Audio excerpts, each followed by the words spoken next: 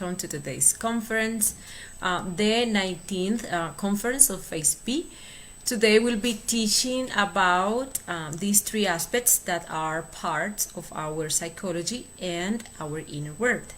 Remember, if you have any question, please leave them in the comment section and we'll be happy to answer them. It is also good to remember that it's highly recommended to have first seen the Phase A lectures so that we can better understand the Phase B lectures. Since there are many topics whose foundations have been delivered in the Phase A lectures. Although everyone is welcome, these lectures are free and open to the public, and if you have any questions, we will be happy to answer them and clear out any doubt in the best way possible. Okay? Well, regarding this topic, we will continue to delve into those internal things that have unfortunately been externalized. For example, when we speak about God, we've been taught that and we portray God as a man with a white beard sitting on a throne. Or when we speak about the Christ and believe he is a person we should follow, we have been hidden from the fact that God is within us and that Christ is a force we can all embody. The same thing happens with these three elements that we will be studying today. We will discover that even one of them is part of our being and what function it plays in our inner work. In fact, these three aspects are found in the interior of each one of us. Well, much has been said about Lucifer, the devil or Satan.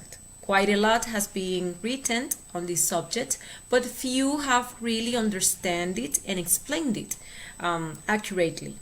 Light and shadows in harmonious antithesis mark a complete dualism whose extraordinary synthesis is wisdom. As we can realize, each one of us projects his shadow when we are under the sunlight, for example. The same thing happens with our being. It's important to know that before we came to this manifestation, our being reflects on the wisdom we will come to withdraw from this manifestation. That reflection is its shadow. One part is the being, and what is projected is that which is not. The being and the not being. The being is the light, and what is projected is the darkness, the shadow. That part that is projected and that contains all the information of the wisdom that we come here to seek for is Lucifer, who is also our personal trainer. He is in charge of tempting us and putting us in the gyms so that we first create the defects and then liberate the wisdom of that ego or defects that we have created. In the psychological gym of human existence, a trainer is always required in order to produce extraordinary powers, faculties, and virtues, etc. How could virtues spring from us if temptation were not present? Only through struggle, contrast, temptation, and rigorous esoteric discipline can the flowers of virtue blossom within us. Therefore, from that darkness will come light. From that ignorance will come wisdom. That is, if we overcome Lucifer in his temptations, of course. If there is no temptation, there are no virtues. The stronger the temptations, the greater the virtues. The stronger the temptation is meaning that the defect behind it has a lot of trapped energy or fire. We will face temptations of all kinds. Lucifer will be there setting us up for all kinds of workouts, situations of anger, lust, adultery, jealousy, pride, greed, very difficult situations in our lives. The important thing is not to fall into those temptations. And to do this, we must observe ourselves to discover the defects that want to manifest through us, through our centers, and make us become identified with those situations. To not give in to temptation and rather to deny that desire that is manifesting itself to make us commit adultery, to say something rude, to take something that is not ours, to go and fornicate and expel our energy, to criticize a person, and so on. Throughout the day, I would say that from moment to moment, Lucifer will be putting these schemes in front of us. So we have to observe ourselves from moment to moment. Then we'll have to judge ourselves. I mean that that which wants to manifest through our feelings, actions, and words in order to comprehend it. To comprehend if it is an ego or part of our consciousness. And then if we ask our Divine Mother to eliminate it, if we comprehend that it is not part of our being, but part of our ego. All the defects and all the details that may be appearing from moment to moment. Well, we must also know that there are two types of darkness. The first is a super darkness, as we can see here, and the second is infra darkness. The super or supra darkness is that Lucifer or shadow of our being, as I said before, who once defeated in his temptations, gives us the light and fire, the wisdom and love that is within any defect or ego. And the infra darkness occurs when we succumb to temptation and we give the fire to the defect. And with that energy, the diabolical aspect is nourished, and we end up awakening negatively or awakening in evil. In this way, we also become slaves to these defects, because by giving them our energy, it becomes stronger. We lose our power and or our will, and it can dominate us. That is why Lucifer is a ladder to ascend and a ladder to descend. If we overcome his temptation, we ascend, liberating and awakening our consciousness and creating the existential bodies of the being, transmuting this energy through suprasex, the practice of suprasex, which incidentally is where Lucifer is going to tempt us the most.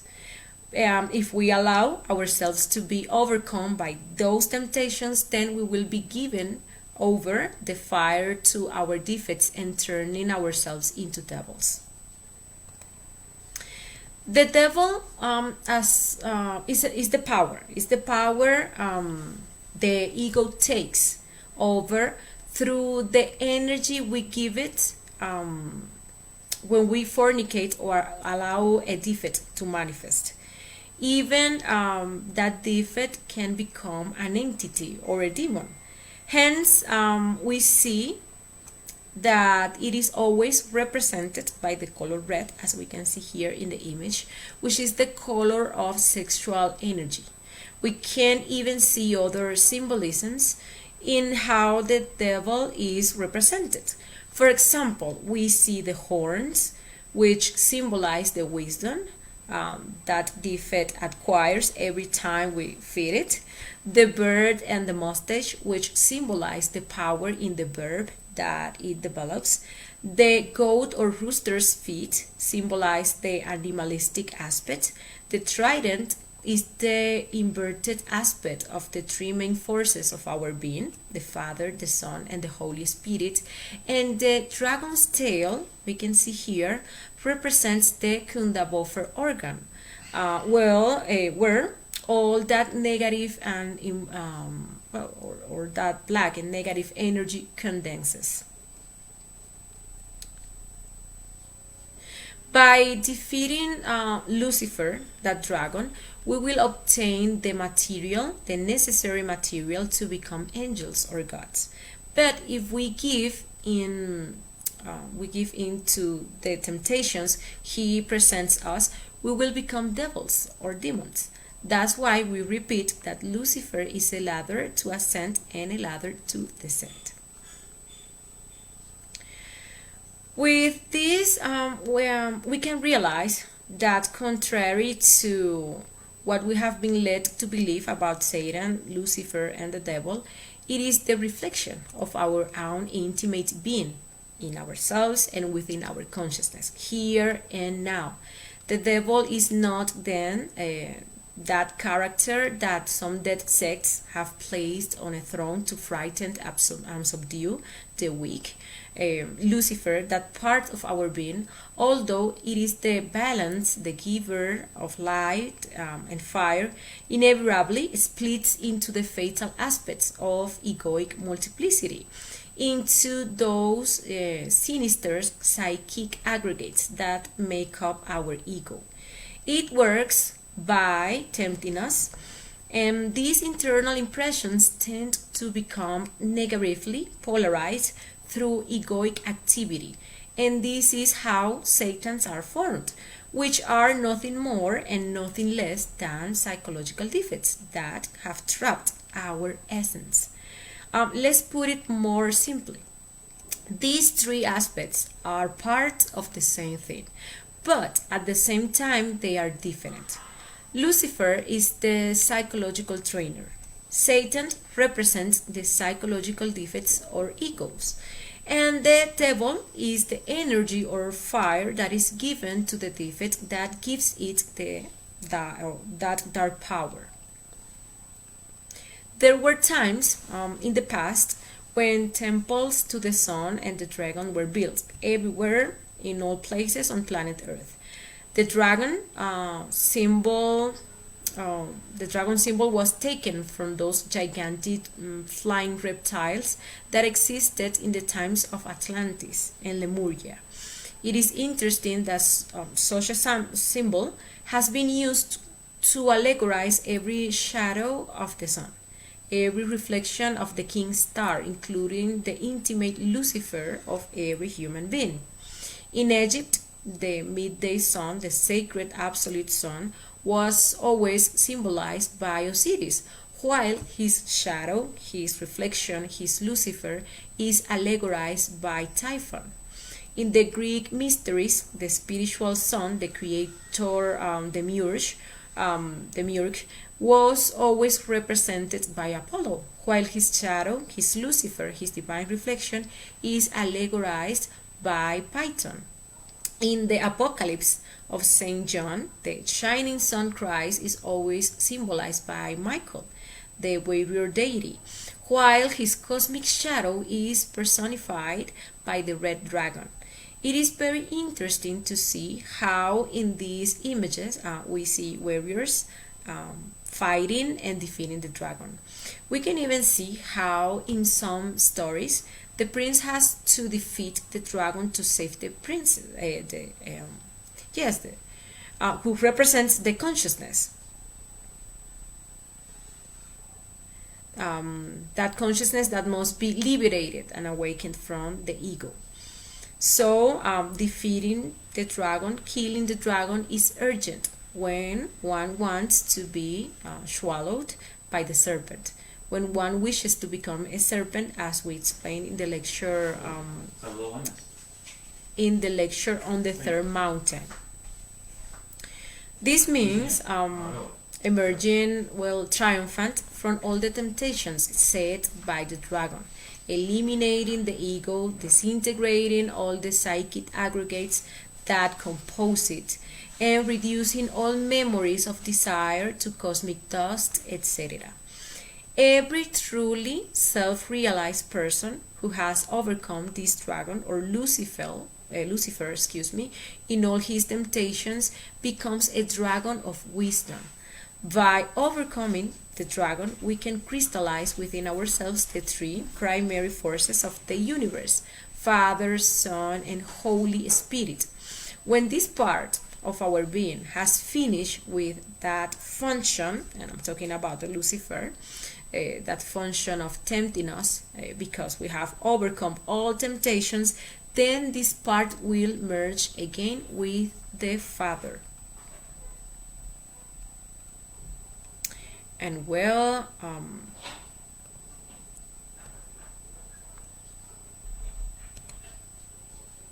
well, with this, we conclude today's conference, and we invite you to the next Phase B conference, where we'll study the wonderful faculty of intuition. We will discover what it is and how we can develop it to be in constant communication with our inner being and the source of all wisdom. We are also glad to let you know that from this coming Monday, we will be launching a new agenda for the Phase A conferences. So you are all cordially invited. We will provide more information about it through the WhatsApp group. So we hope you will join us, and thank you very much for being here today.